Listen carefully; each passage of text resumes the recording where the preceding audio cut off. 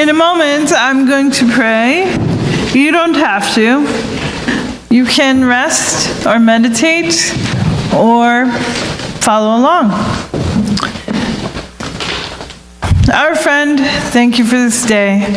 Thank you for these people assembled. Thank you for their safety, their enthusiasm, and their love for one another. I pray you'd bless this time, bless the children as they learn, bless those who couldn't make it today. We think of them with care. We give thanks and say amen. Assata Shakur, a Black Panther and liberationist, urges the following. Now I have to tell you about a word she's going to use. She says revolution, but she also puts a slash between the R and the E. So every time she's saying it, she says both revolution and evolution. That's right. So now that you know that, we'll go ahead. We need a revolution of the mind. We need a revolution of the heart. We need a revolution of the spirit. The power of the people is stronger than any weapon. A people's revolution can't be stopped. We need to be weapons of mass construction. Weapons of mass love. It is not enough just to change the system. We need to change ourselves. We have got to make the world user-friendly. User-friendly. An essential element that reflects the human and planetary experience is a framework of evolution. In 1900, at the Universalist Church of the Redeemer in Minneapolis, Minnesota, the minister, the Reverend Dr. Marvin Shutter, engaged with this question in an intense public way. Reverend Shutter gave 12 lectures that explained the specific connections between Darwin's theories and Unitarian Universalism. At least 1,000 people attended each lecture. I'm self-editing because in 1900, it wasn't Unitarian Universalism yet. It was strictly Unitarianism at his church. Reverend Shutter said that the long battle between science and religion was to a certain extent, on both sides, a mistake. Not only is there no real conflict when we come to understand the subject, but religion or religious thought has been the actual gainer. Religion has lost nothing but some unscientific notions that were long but erroneously supposed to belong to it. It is better without them, he said. It stands on solider footing. It can make a stronger appeal to the human intellect. In that way, dealing with our perceptions directly, confronting our biases without dragging shame along, allows us to evolve who we are being in the world and who we will yet become. So yes, personal and communal evolution is something we understand. But what else is there? How does this kind of evolution relate more specifically to origins theories? If there doesn't have to be any actual battle between religion and science, what's next? One of the things for us to think about is the interdependent nature of evolution. Darwin described it this way.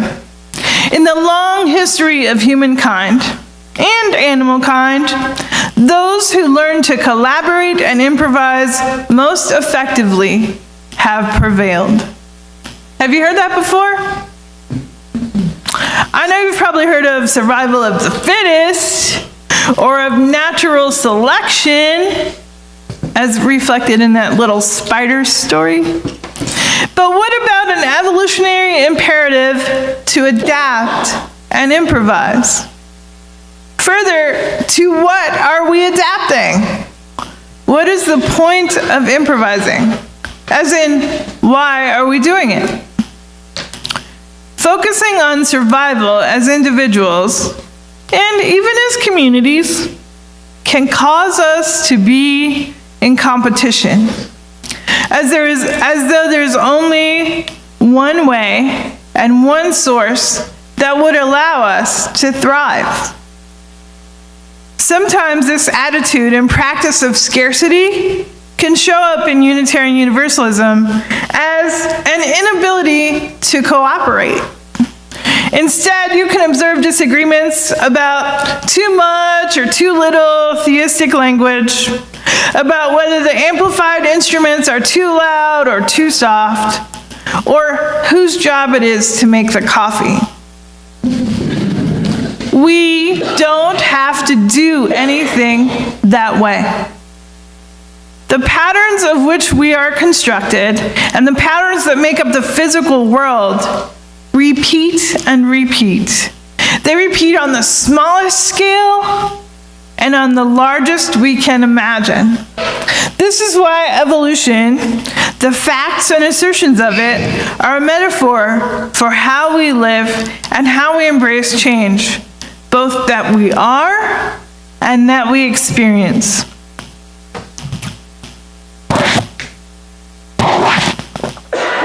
The part of the story of evolution that we choose to tell affects how we experience growing, changing, and adapting in community. If you think that evolution tells you that you have to fight tooth and nail for your survival, you'll probably act that way. If you understand that something else is possible, you might act that way too. Emphasizing competition and survival is, in fact, a narrow view of what evolution is meant to teach us. In nature, and are we not part of nature? Groups of cooperative individuals are more successful than groups of selfish individuals. Which is why choosing to be a part of this community and sharing with it your enthusiasm, your dedication, and your energy and resources, it makes all the difference. Václav Havel urges us to rely on our interconnectedness with these words. We must divest ourselves of egotistical anthropocentrism. Anthropocentrism? Yes. Our habit of seeing ourselves as masters of the universe, who can do whatever occurs to us. We must discover a new respect for what transcends us, for the universe, for the earth, for nature, for life, and for reality.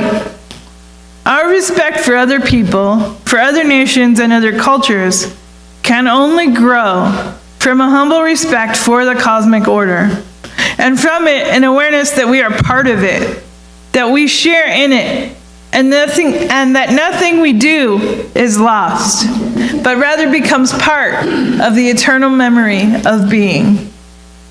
Right there, Havel gives us an encouragement to individual and communal evolution. Did you catch it?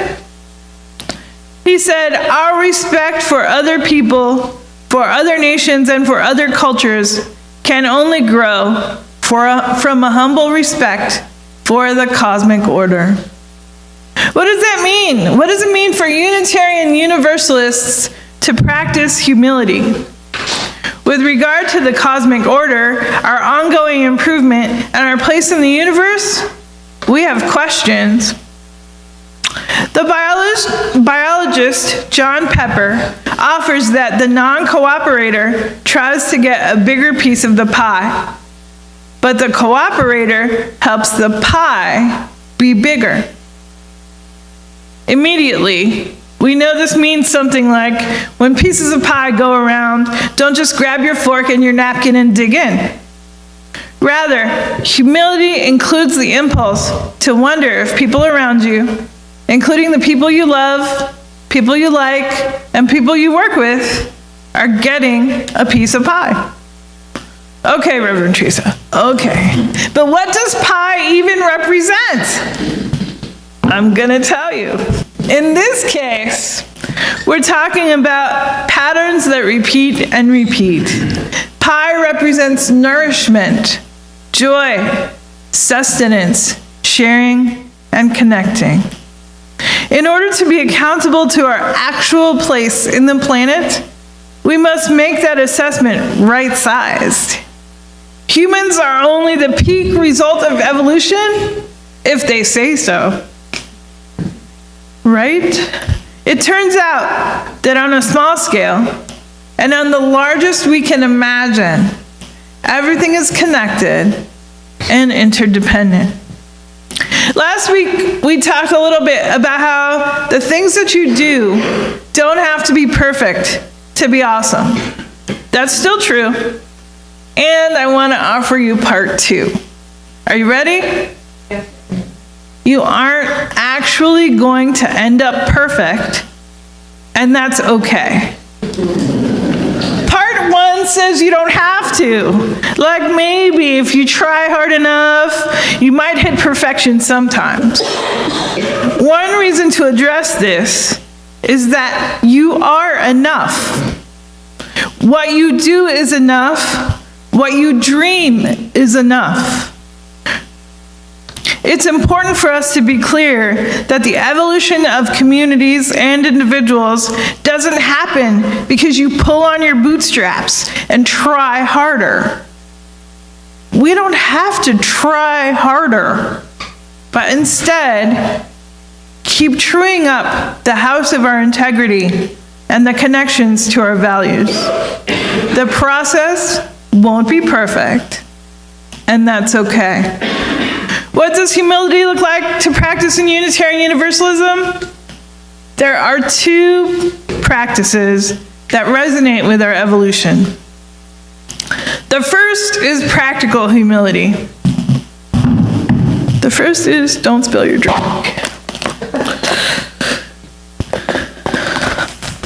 Wynton Marsalis, the superstar jazz musician, gives this advice to a young jazz musician. Do you know how you can tell when someone is truly humble? I believe there's one simple test. Because they consistently observe and listen, the humble improve. They don't assume, I know the way. He goes on to say, of the hundreds, perhaps thousands of musicians that I've worked with, I've seen true continuous development in 8 or 9. That's in 25 years, man, in most of my experiences with musicians. That's what Wynton Marsalis considered. When I tell you that perfection isn't the goal and that's okay, the alternative is not floating away on a cloud. The alternative is to choose to embrace an attitude of always, every day, being a learner. Choosing rather than a rigid ideal of getting it right and being done, the ideal of continuous improvement. I would go further and say that we must acknowledge, both to and among ourselves, that some days, things are not actually going to improve. Some days, there will be mistakes, barriers, setbacks, and even failures. And they are not the end. Knowing this, holding it in your heart with clarity and without shame, and when you forget, and try hard to be perfect, coming back to it is a personal practice of humility. Another kind of humility to consider is ethical and theological humility. It relates directly to our Unitarian Universalist practice. The Reverend Dan Schatz, my colleague in Westchester, Pennsylvania, described it this way. We are limited beings with limited understandings. Every observation, every revelation, every experience of truth is filtered through our own limited human minds, each with its own perspective. That means that no human beings can ever have a claim on absolute truth. We are all limited beings. Take a moment to rejoice in that truth. You are not the knower of everything. You are not responsible for everything. Our evolution isn't meant to be to and for our individual selves. We are meant for more than practicing being alone and then being brokenhearted when we are lonely. At the same time, it takes theological humility to confront how we've been taught that individualism at all costs is best, and anything else is sad and weak. Let that go. Be held by your community. Hold your community as the fertile place where growth and transformation are happening. These patterns of interconnectedness and humility are reflected in nature all around us. Adrienne Marie Brown shares this description.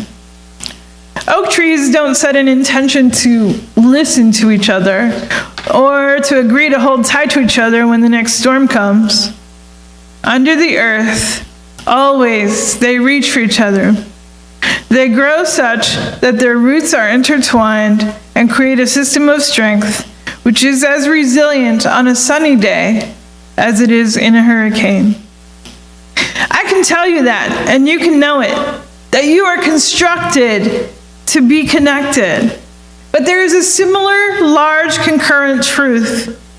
You are constructed to care. The way we care is shaped by filters that we sometimes leave unexamined.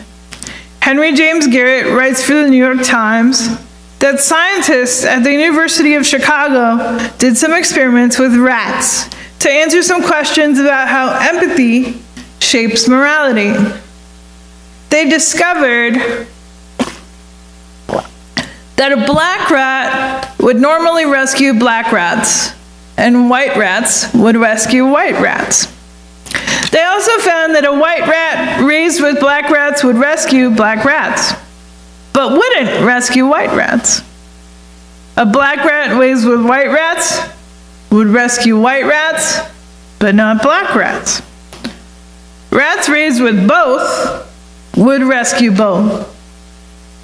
How does that pattern of an in-crowd and an out-crowd repeat and repeat in our lives? It goes beyond the surface appearance of people around us. Garrett's description of the experiment specified that the researchers found it is not the rat's color that the rat will show empathy for, but the social context in which it was raised.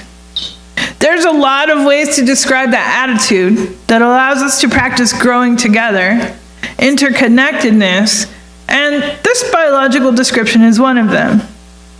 But Pema Chodron says that this kinship with the suffering of others, this inability to continue to regard it from afar, is a discovery of our soft spot. The discovery of bodhicitta. Bodhicitta is a Sanskrit word that means noble or awakened heart. It is said to be present in all beings, just as butter is inherent in milk and oil is inherent in a sesame seed. The soft spot is inherent in you and me. People will tell you that self-reliance is a mark of strength. When they do, they have missed the complexity of what it means to remain humble, to stay connected, and to grow in a pattern of health and mutual strengthening. They ignore the soft spot of kinship inside each of us. It turns out that rats do not show empathy because of an innate recognition of physical appearance. Likewise, human empathy can be partial because the experiences of others are hidden from us, which limits our empathy towards them. This empathy, this practicing and growing together, is one of the reasons that careful consideration of what role the narrative of evolution plays in our lives really matters. We are not finished evolving into the best mature representation of ourselves as individuals, or even communities. We evolve together by noticing and naming the barriers to our interconnectedness. According to Garrett, it's vital to recognize that prejudice is not baked in. It's a result of ignorance, a failure to learn about people or rats of different kinds. It can mean that we fail to recognize their pain as genuine pain. Empathy can be switched off. You feel that, right? You see that in the world around you? But now we've considered some of the costs. We can commit to growing together and evolving toward who we are meant to be in the world. Audre Lorde reminds us this way. And I dream of our coming together, encircled, driven, not only by love, but by lust for a working tomorrow. The flights of this journey, mapless, uncertain, and necessary as water.